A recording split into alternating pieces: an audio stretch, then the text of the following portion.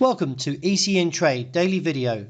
Before we begin, it should be noted that any advice is of a general nature only and that your personal circumstances have not been taken into consideration. Hello everyone, my name is Rob Clayton and thank you for joining me. We're starting a fresh week. The markets will be looking to the non-farm payrolls number, and most doubtly we may see very much a whipsaw market in towards the end of this week. With that being said, the markets are likely to start with a slightly lackluster price action, with the US closed in observance of Memorial Day. Looking at the Australian dollar, the market has reached its topside target of 71.55, however, still presents a somewhat bullish case, and therefore I do believe the market may actually extend and look towards its 60-day moving average, which is around 72.5. In light of the current pattern, I feel that the market might be a little bit quieter due to the US holiday.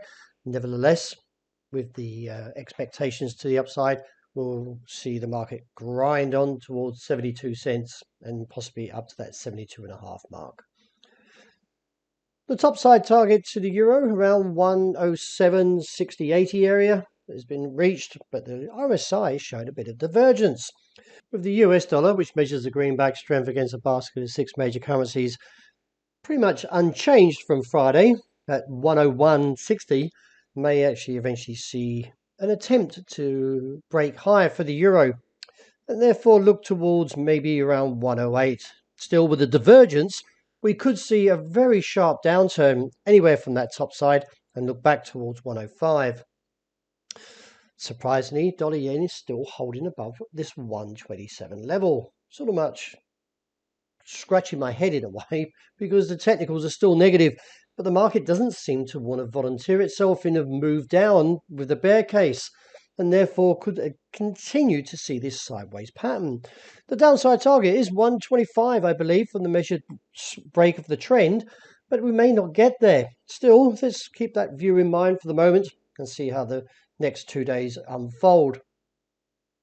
Sterling still holding to this short-term bullish case, and I still like the way the technicals are shaping up, and therefore could see that move towards that top side around 127, or maybe even breaking this trend and pushing on to 128.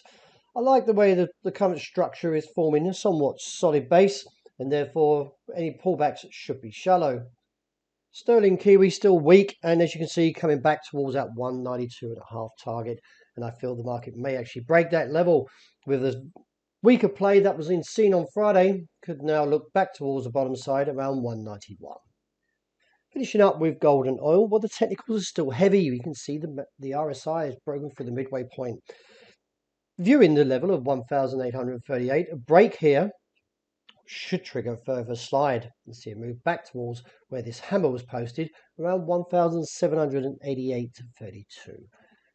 Oil, the market's still pressuring that top side, but it's around 114.5.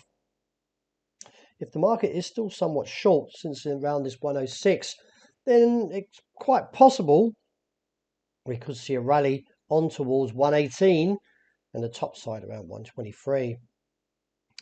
That wraps it for the morning. Thank you very much for joining me, but please join me later for the end of the day wrap, and also keep an eye out for the intraday reports.